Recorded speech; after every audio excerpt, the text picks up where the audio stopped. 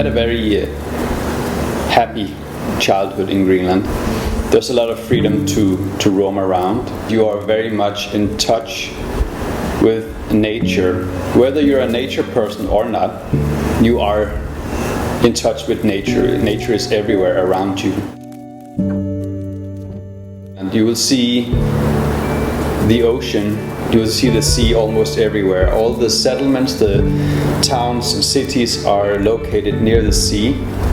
Another aspect is the rocky landscape, the massive stone formations. What I personally remember were these large boulders. Somewhat it's an organic shape that I find very appealing. For me, Greenland is synonymous with total silence, isolation. You are very much left with your own thoughts and own ideas. There's very little interruption, and if you like that, then you will absolutely love being in Greenland. I moved to the Philippines in 2015. No set plan. I had hardly any contacts here in the Philippines. I jumped in with both feet, so to speak.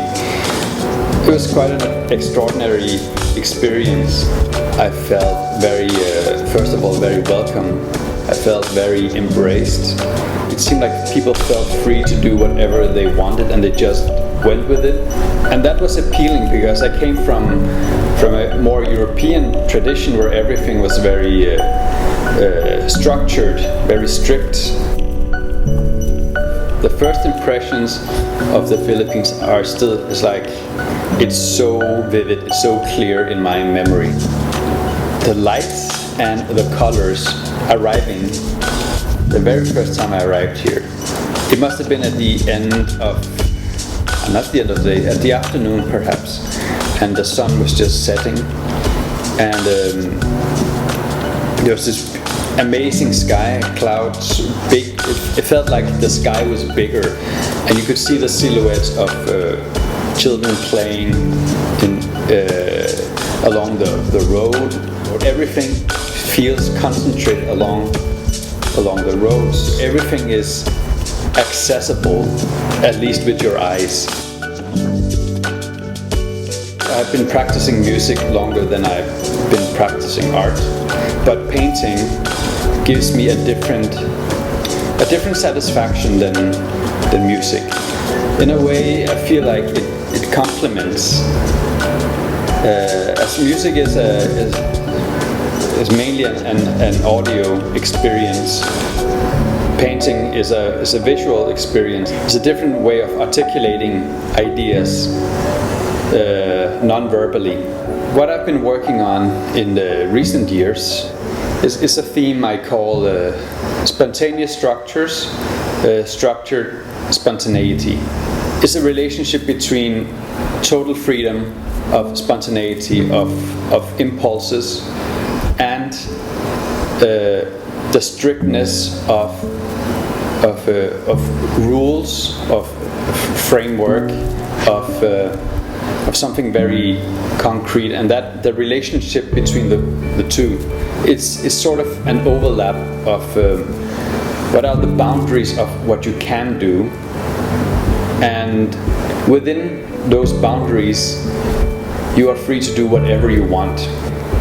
It's understanding limitations, but also understanding that you have to allow yourself some freedoms under these restrictions. The component of watercolors is that you can't really, it's really hard to change what you have painted once it sets on the paper. You can't really erase things. So it forces you to make a lot of decisions before you actually start painting. I've used black ink, which is a really, really strong color. It's very dominating on a piece of paper. I started doing acrylic works on canvas, sort of to see what happens if I took my concepts and just made them larger. It would require a lot of effort to make artwork that big with watercolor and ink, and the watercolor has a certain there are some limitations to watercolor. In a way, I feel like I'm both. I'm a product of the home I grew up in, but I also feel like I'm a product of the country I grew up in. I grew up in Greenland, but I have a very close relationship to Denmark. I wouldn't say that I don't belong anywhere, but I feel like I could belong anywhere, rather.